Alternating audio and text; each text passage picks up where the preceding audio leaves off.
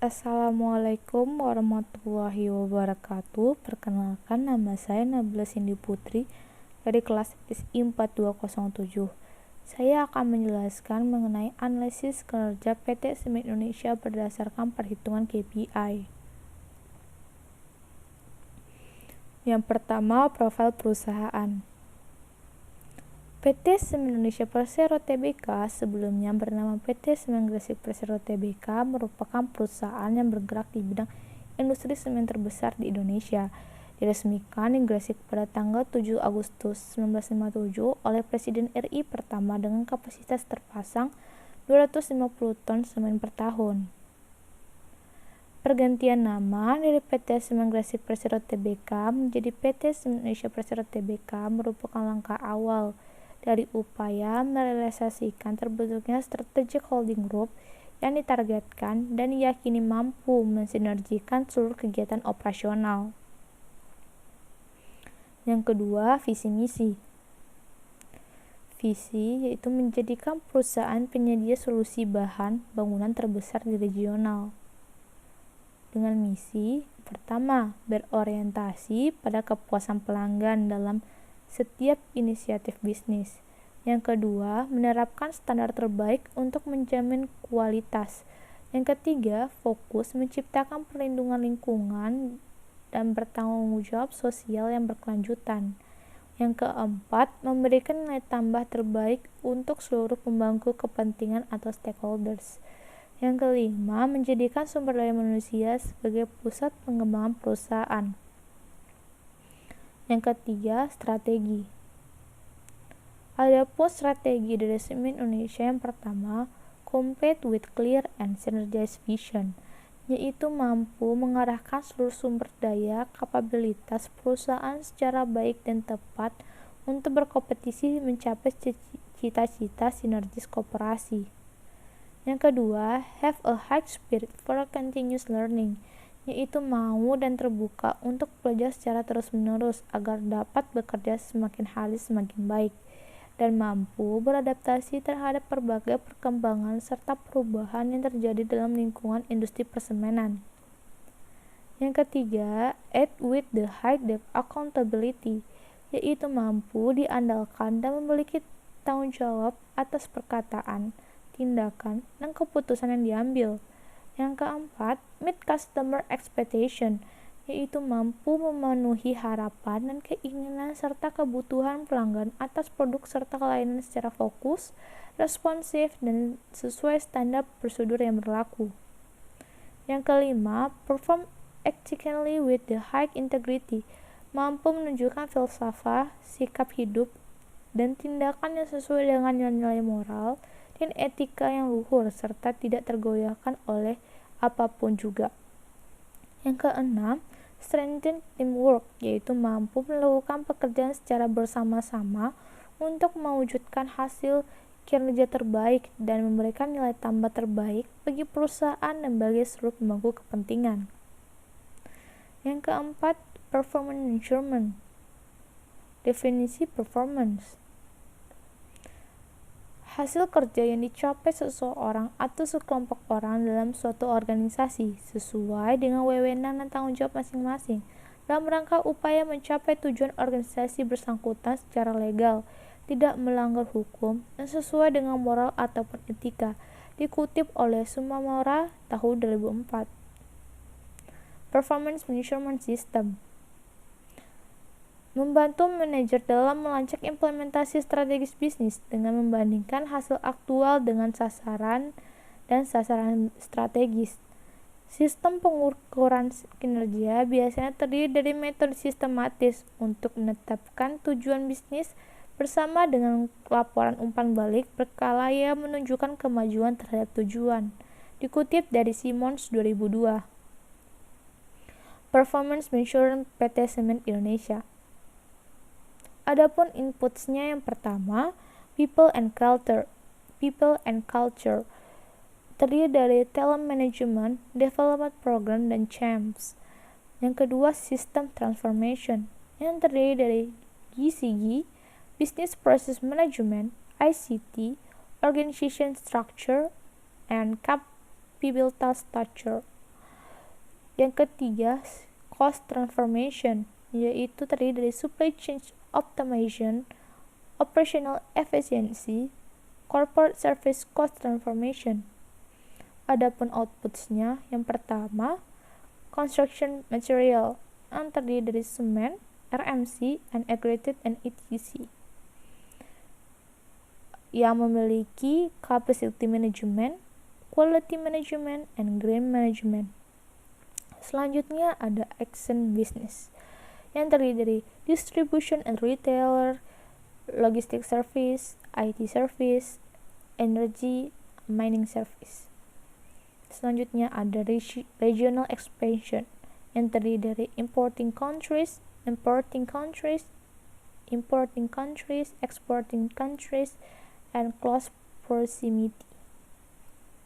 Selanjutnya ada outcomes, yang terdapat commercial and excellence, yang terdiri dari active channel management, customer relation management, and brand management. Yang terakhir terdapat strategic outcomes, yaitu to be a leading international cement company in Southeast Asia. Yang kelima ada Key Performance Indicator atau KPI. Definisi KPI. KPI merupakan ukuran berskala dan kuantitatif yang digunakan untuk mengevaluasi kinerja organisasi dalam tujuan mencapai target organisasi. KPI juga digunakan untuk menentukan objektif yang terukur, melihat tren, dan mendukung pengambilan keputusan. Dikutip dari Merji and Booty 2012. Analisis KPI PT Semen Indonesia. Yang pertama, goals-nya itu meningkatkan kepuasan pelanggan. Dengan KPI, persentase peningkatan kepuasan pelanggan setiap tahun. Adapun datanya, terdapat tabel kepuasan pelanggan dengan atribut ID customer, Customer Satisfaction Index atau CSI, kategori CSI, dan tahun. Adapun perhitungan target 2018 sebesar 41,80%. Perhitungan target 2019 sebesar 45,70%. Perhitungan aktual 2018 sebesar 41,60%. Perhitungan aktual 2019 sebesar 54,47%. Dengan status 2018 mempunyai lambang tanda panah ke arah kanan warna kuning, dan sedangkan status 2019 dengan arah tanda panah ke arah atas berwarna hijau. Yang kedua, goals-nya itu meningkatkan kuantitas dan kualitas produk.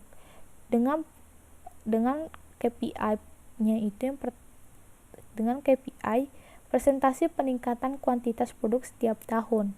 Adapun datanya itu pertama terdapat tabel produk yang memiliki atribut ID produk, nama produk, jumlah produk, kualitas produk, pencapaian, dan tahun.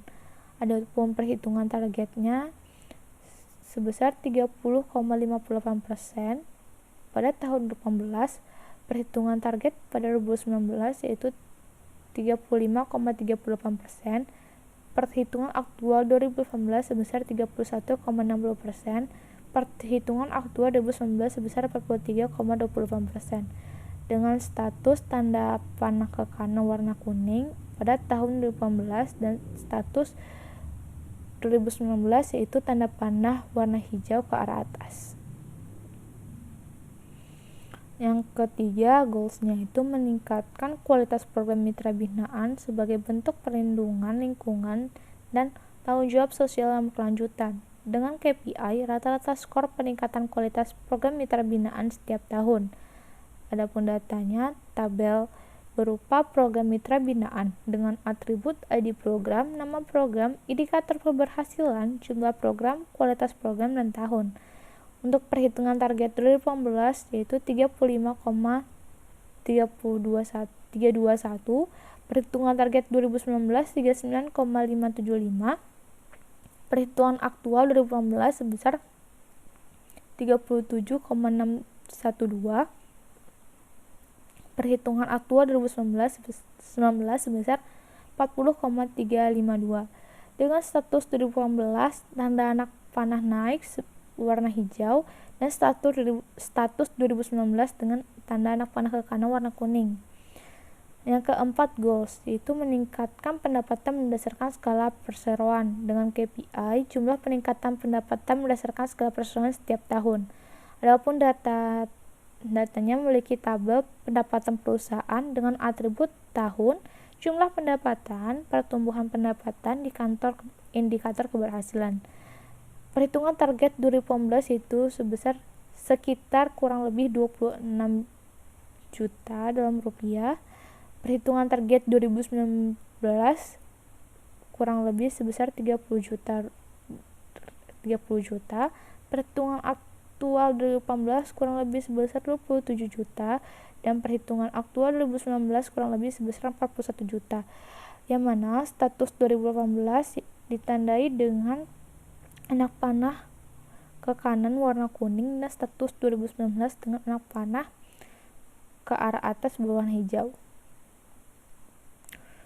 Yang terakhir, goals-nya itu meningkatkan kuantitas dan kualitas sumber daya manusia sebagai pusat pengembangan perusahaan. Dengan KPI, jumlah peningkatan kuantitas sumber daya manusia setiap tahun. Adapun datanya, terdapat tabel pengembangan SDM dengan atribut ID karyawan, tahun, nama program pengembangan, jumlah karyawan, dan indikator keberhasilan. Adapun perhitungan target pada 2018 itu sebesar 5.902, perhitungan target 2019 4.976, perhitungan aktual 2018 sebesar 5.356,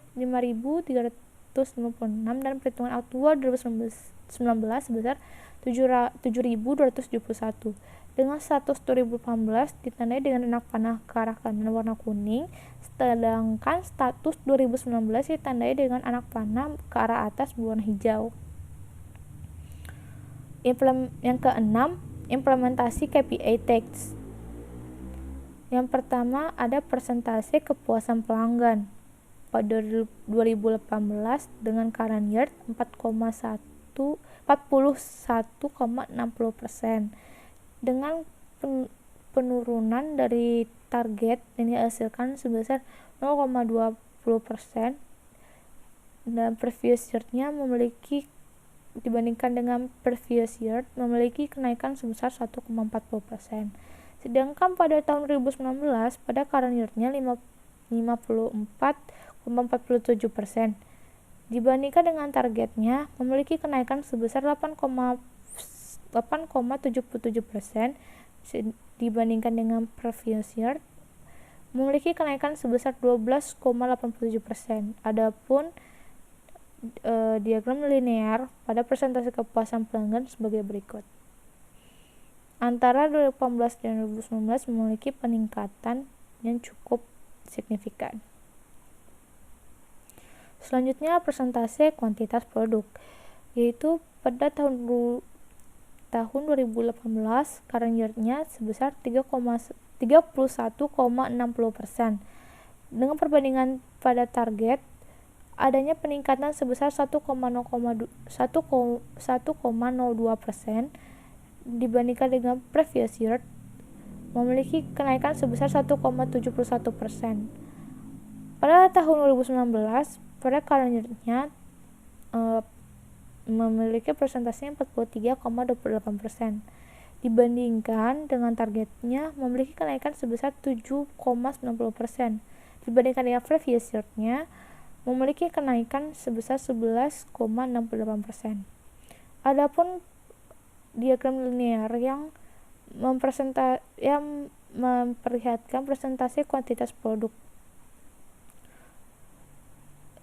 seperti dapat kita lihat bahwa adanya penurunan antara tahun 2018 dan tahun 2019. Selanjutnya jumlah pendapatan berdasarkan skala perseroan, yaitu pada 2018 current year-nya sekitar 27 juta, dibandingkan dengan targetnya ada kenaikan sebesar kurang lebih 1 juta, dan dibandingkan dengan previous year-nya kurang lebih ada kenaikan sebesar 22 juta. Untuk current year-nya pada tahun 2019 terdapat pendapatan sebesar 41 juta, dibandingkan targetnya memiliki kenaikan sekitar 10 juta, dibandingkan dengan previous year memiliki kenaikan sebesar 13 juta. Adapun jumlah pendapatan berdasarkan skala perseroan dapat digambarkan dengan diagram seperti berikut ini. Selanjutnya implementasi KPI, yaitu terdapat rata-rata skor kuantitas program mitra binaan. Seperti yang kita dapat lihat di sini, terdapat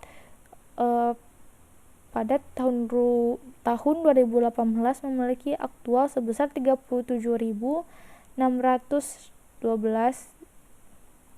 sedangkan target pada 2018 yaitu sebesar 35.321, yang mana nilai aktual dari 2018 lebih tinggi skornya dibanding dengan target pada 2018. Selanjutnya pada 2019 aktualnya terdapat sebesar 40,352, sedangkan 2019 memiliki target 39,575, yang mana tidak memiliki kenaikan signifikan antara target dan aktualnya. Namun 2019 memiliki nilai yang lebih tinggi dibanding dengan targetnya. Selanjutnya ada jumlah kuantitas SDM. Pada tahun 2018 memiliki aktual sebesar 5.356, sedangkan target 2018 sebesar 5.902, yang mana memiliki sedikit penurunan antara target dan aktualnya. Pada tahun 2019